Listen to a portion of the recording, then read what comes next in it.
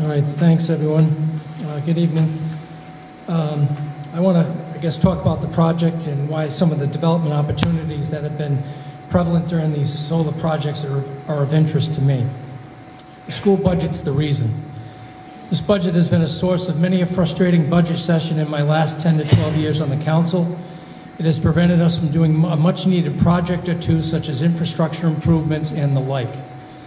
I don't expect the audience who recently started to oppose these solar projects to fully comprehend this issue. I have lived it long enough, and for most of the past and present town council members understand what I'm talking about. This has been a struggle to attempt to balance the needs of the municipality and all its residents' needs when our school budget continually rises. This school budget has forced me to look at additional revenue sources to keep pace with rising expenses the town has been faced with. I work with the town manager mostly on the day-to-day activity of the town, and I know intimately for the last 10 to 12 years how and what is happening with the finances of the town. No one knows it better than me, the manager, and the town finance director.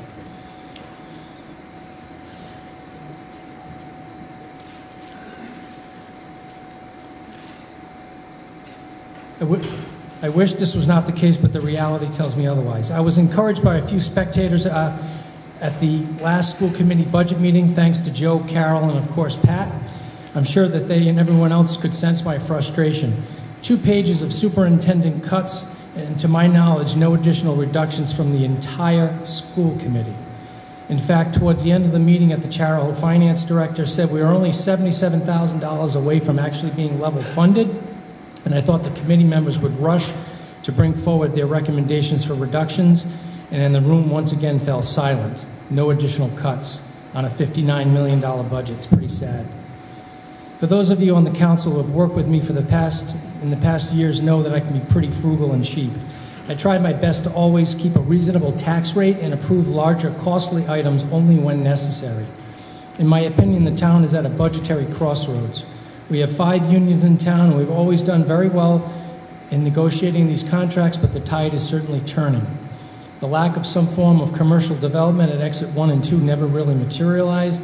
The one bright spot was that the new business at Exit 2. The only reason these folks built at Exit 2, I believe, was because they were residents of the town. Otherwise, who knows? That particular company is in, I think, 20 countries around the world, and he could have relocated anywhere. The U.S. economy has enjoyed steady growth since 2009 or so. This may too soon end. A recession is in the cards. It may not be this year, but my opinion is most likely in 2020. Recessions put pressure on real estate values, which are our mainstay for income. All I've ever wanted to do was to strike some kind of balance between rising expenses and some revenue opportunities. I don't want to sound like doom and gloom, but the prospects of rising property taxes are real. The last 8 years, the average tax rate, thanks to the past and present council, is 2011. It's now 2007, 4 cents less. It's been very, very steady. I heard from the audience about what our legacy should be or what it should not be. I want my legacy to be that the tax rates were kept affordable for all residents, not just the ones that can afford it. I've always said that if I keep the taxpayers and residents in mind in every decision I make financially, I can never go wrong. This decision for this project, like any other decision, keeps to that promise. All the prior commentary provides a backdrop for the main reasons for supporting the solar project at Brushy Brook, how it conforms to our comprehensive plan. The plan's conservation goal number 1 is to promote conservation of Hopkinton's natural resources, particularly the protection of ground and surface waters. The plan's natural resources number 1 goal is to preserve, conserve, and protect the significant natural resources of Hopkinton as an endowment for the future of the town. Public services and facilities goal number 3 of the plan is to provide a safe, high quality, and sufficient drinking water supply to the town, along with effective wastewater management and solid waste disposal reduction, which is sensitive to environmental concerns and growth management. A planned housing development at Brushy Brook would affect greatly the comprehensive goal plans just outlined. Moreover, with regard to the solar array analysis, the comprehensive plan's public services And facilities goal number 5 is to reduce Hopkinton's energy consumption and to help implement recommendation number 14, which is to evaluate the feasibility and cost of installing photovoltaic and wind and/or powered electricity generating technologies. Further comprehensive plan consistency. It was already mentioned by, I think, Sylvia and Barbara, the state's plan, energy plan, pages 40 to 41. Rhode Island's energy plan, Energy 2035, Report 120, aims to create sustainable and affordable energy infrastructure that can meet the state's energy demands and stimulate economic growth. One of the main primary strategies to achieve these goals is to increase fuel diversity by developing local renewable energy production facilities rather than relying on out-of-state energy sources. Reduction of energy consumption through community involvement and strategic municipal planning can also make a significant impact not only on the state's demand, but the town as well. Renewable energy, page 43, the majority of the energy consumed nationally is generated from non-renewable foreign resources. Global competition for fuel sources creates unstable and unpredictable prices with the potential for local supply shortages. This indicates the need for locally generated renewable energy in order to ensure economic security. Renewable energy technology has evolved to allow rising global energy demands to be met in a more sustainable way, but it is crucial for this to be implemented on a community level. The town of Hopkinton can benefit from renewable energy generating technologies as a way to decrease long-term energy costs, increase the town's energy independence, and reduce greenhouse gas emissions. Renewable energy projects also have the potential to create local jobs, particularly in the fields of construction and professional and technical services.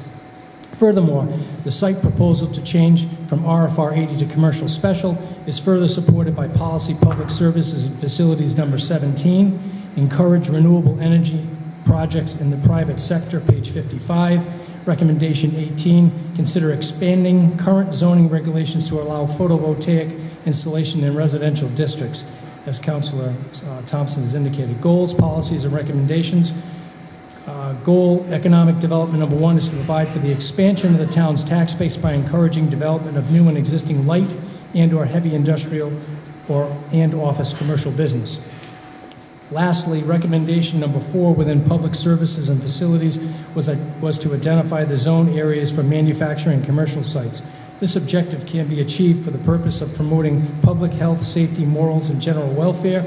I referred to this with my analysis of the proposed housing development plan at Brushy Brook. The future land use map amendment, open space conservation to commercial special land use classification can be pursued enduring full internal and comprehensive plan consistency through land use goal number 7, use the future land use plan to update and improve zoning ordinance.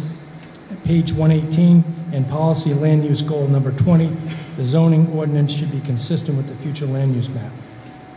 So obviously for my comments, I am in support of this renewable energy project for a host of reasons, independent of which Barbara's conditions that were worked on with the developer, I assume they may not have been approved.